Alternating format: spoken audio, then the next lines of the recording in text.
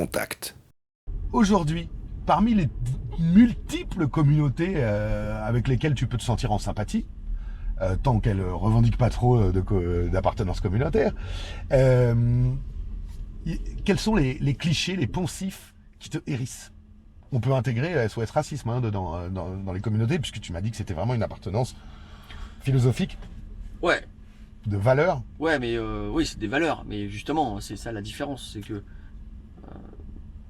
en fait, quand tu fais des sondages sur l'appartenance des gens, quand tu leur demandes de lister de 1 à 10 leurs préférences, en 1, tu verras toujours les valeurs, et en dernier, tu verras toujours la religion ou le lieu de naissance. Toujours. Mais à un niveau extrêmement faible. Donc en fait, c'est même pas négociable, c'est comme ça. Les gens, ils se sentent ce qu'ils veulent devenir. Ouais, c'est ça. C'est pour ça que ça me saoule le gros bruit de l'identitarisme en ce moment. Je pense qu'il est vraiment minoritaire, Oui. mais il est très bruyant. Ouais. Et surtout, il pèse sur une classe moyenne qui pense qu'ils sont plus nombreux ou plus influents qu'ils ne veulent bien le dire. Et, Ouais. et donc le discours politique qui reprend à son compte la lutte anti-identitariste, tout en basculant à l'extrême droite, elle peut emporter le morceau parce que nous, les gens de gauche, on a peur de notre ombre. Ouais, c'est ça. En fait, le schéma, il est classique, hein. Donc c'est pour ça que moi, je suis de gauche et républicain. C'est assez simple. C'est quoi le danger? Le danger, bah, c'est que plus pur que moi, tu meurs. Et donc qu'à la fin, bah, ce soit chacun chez soi, mais vraiment chacun chez soi. Mais est-ce qu'on n'y est pas déjà là? Bon, il y a encore de la marge, hein, Ah ouais. t'inquiète. Hein, non, bah, la crise sanitaire renforce évidemment ça pour une bonne raison, c'est qu'on n'a plus la possibilité de se rassembler et que donc bah, on s'habitue à vivre éloignés les uns des autres et chaque jour qui passe renforce ce fossé et cet éloignement que chaque individu peut avoir avec chaque autre. Mais pour moi évidemment le problème c'est la désignation de l'autre en tant que n'étant pas soi qui va devenir un ennemi et donc moi en fait c'est pas que ce ça qui me n'est pas hérisse moi ou est quoi. un ennemi. Ouais. C'est ouf de. Bah ouais, bah en on fait, est y a tous pas le virus de l'autre quoi. pire individualisme. Hein. Tu trouveras toujours plus pur. Et je trouve que c'est quand même un peu un des marqueurs de l'époque, à force de saucissonner en fait les identités, et y compris générationnelles. Hein, Ouais. on se rend pas compte que les accusateurs d'aujourd'hui sont les accusés de demain. Alors, moi à la limite, je vois pas trop de quoi je peux être accusé, si ce n'est de dire ce que je pense. Mais et puis, tu vois, par exemple, je sais pas, moi, je trie mes déchets, je jette pas les mégots par terre, Là, je tu fais fumes gaffe à pas. ce que je consomme, hein. Tu fumes pas? Si, je fume. Ah bon? Ouais. Ouais. J'essaie d'être un bon citoyen, bon. Mais clairement, on peut me reprocher 1000 trucs. Et dans un monde que nous prépare la génération woke, je pourrais passer en procès facilement, quoi. Mais eux-mêmes passeraient en procès. C'est-à-dire, en fait, mais je pense que c'est des gens qui devraient relire ce qui s'est passé pendant la Révolution française. Robespierre lui-même s'est fait couper la tête. Donc, en fait, ça sert à rien. Il faut vite tout de suite se calmer. Tout de suite se calmer. Comment on peut changer cette dynamique dans ce contexte, parce que c'est surtout dans ta structure de pensée déterminante, dans ce contexte technologique, où les algos des réseaux sociaux notamment promettaient de nous réunir, de nous ouvrir les portes, et finalement ils nous enferment dans ce dans quoi on est déjà. Alors, ils font les deux. Donc, non mais c'est quand même important de le préciser parce que moi je suis pas contre les réseaux sociaux et je pense pas qu'ils ne font que nous enfermer. Ils nous ouvrent aussi, hein. Mais si on est volontariste. Non. De toute façon, moi, volontarisme avec les réseaux sociaux, il n'y a pas de volontarisme à avoir. Tu peux éventuellement interdire des trucs, mais ça c'est... Je veux dire, quand tu vois par exemple que toute la communauté QAnon, elle s'est fait dégager de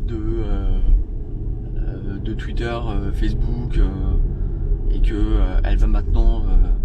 elle peut même pas aller sur Parler, parce que Parler n'est plus téléchargeable et que donc elle doit aller sur Clapper et ainsi de suite, en fait, tu te rends compte que tu peux être volontariste. Ouais. La vérité, c'est quand un truc existe, il existe, quoi. Non, je pense qu'en fait, alors, pour moi, c'est le problème de la gauche.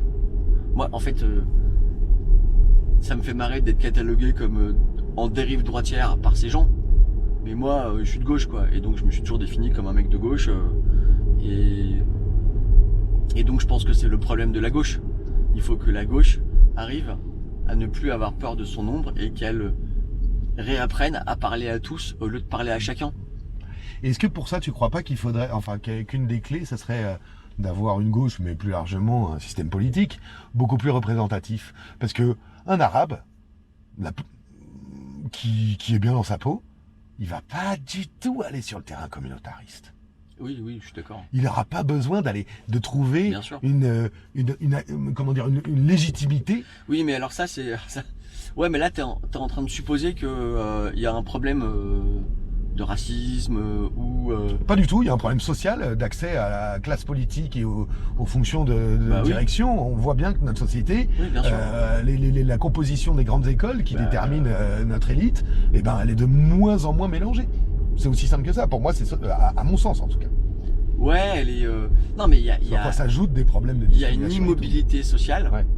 Et d'ailleurs, moi, je suis presque persuadé que Macron a gagné alors, il a gagné le premier tour parce qu'il a promis de la mobilité sociale et que donc il a promis que, en gros, celui qui n'avait rien à l'origine pourrait devenir quelque chose s'il se battait. Ce qui était un des fers de lance de la réussite de Sarko en 2007. Hein, bien sûr, évidemment. L'Amérique en France, quoi. Ouais.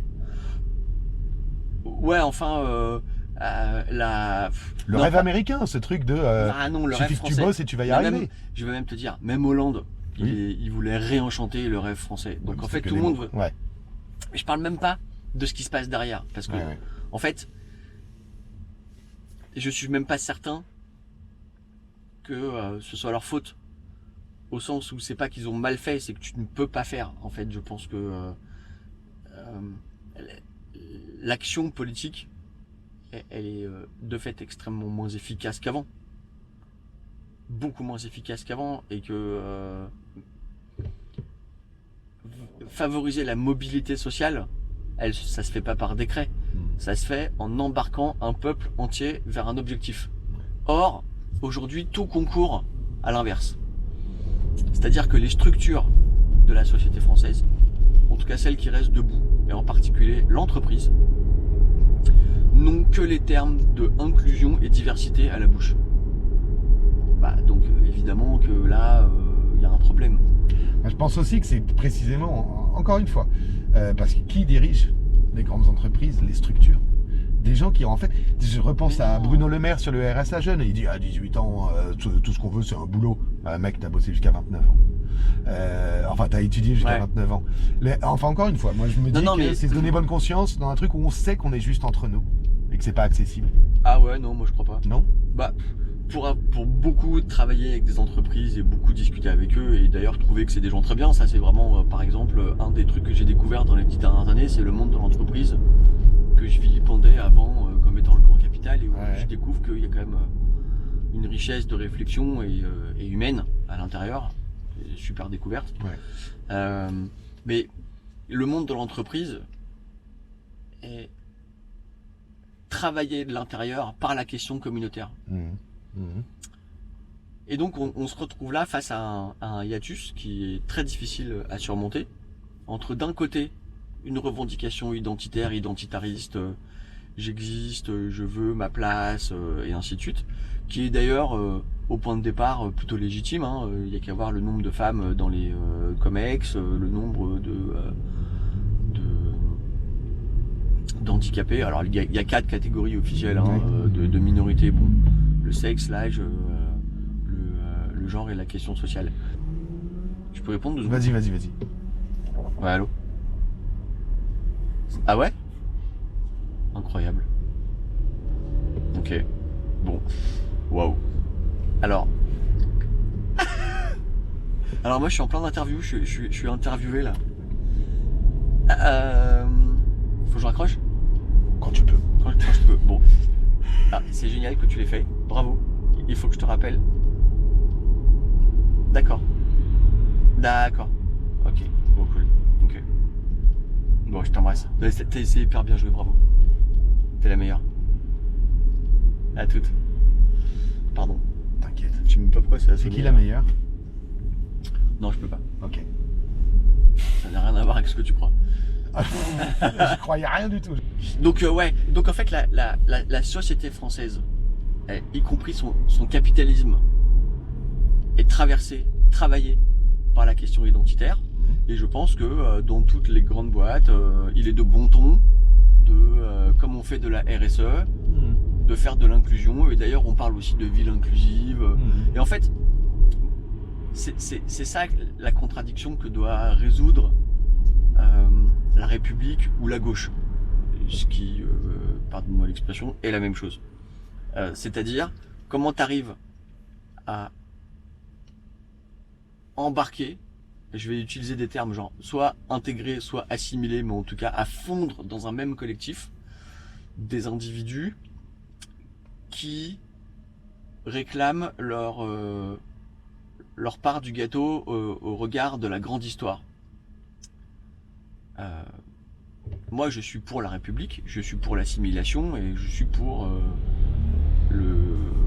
Quoi, tu me montres la Tour Eiffel, c'est ça? Non, je suis content que la GoPro tourne encore au moment où on passe devant la Tour Eiffel. Tu vois, Gustave Eiffel, c'est ça quoi, hein. Gustave Eiffel, il a son... Je sais pas si t'es déjà monté au 3e étage.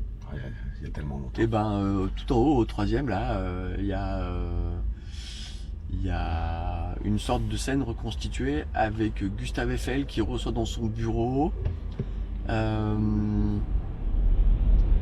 que c'est Benjamin Franklin? Oui, c'est lui. Et donc là, on a le symbole de l'universalisme français qui inonde le monde de sa lumière. Ce que je veux dire, c'est que cette contradiction, on doit pouvoir la résoudre en intégrant les nouvelles revendications, mais sans dire que le ver est dans le fruit. En fait, pour moi, le ver n'est pas dans le fruit de la République. Autrement dit, ce n'est pas parce que la République ou la Révolution, elle est française, que elle est née ici, qu'elle a été instituée par des hommes, par des blancs, des bourgeois, que par nature, par essence, la République, elle est assignée à ceux qui l'ont produite. Ils l'ont produite en ayant l'idée de se dépasser eux-mêmes, sauf que juste ça va pas aussi vite qu'on le croit. Aujourd'hui, on est dans une phase d'accélération où chacun vient frapper à la porte et faire la queue au guichet en réclamant sa quote-part. C'est à la fois légitime et c'est une impasse politique.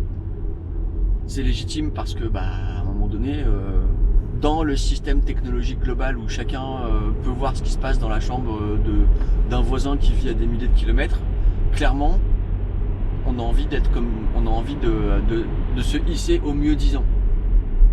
Mais c'est une impasse parce que répondre à la revendication catégorielle par des lois catégorielles ou par des dispositifs catégoriels, c'est accélérer la division de la société. Et donc, qu'est-ce qu'on doit faire? En fait, moi je vais te répondre la tarte à la crème que répondent tous les mecs dans tous les colloques, tout le temps, partout. C'est retrouver du collectif à partir d'un récit qui embarquera tout le monde. Tout le monde est à la recherche de ce récit.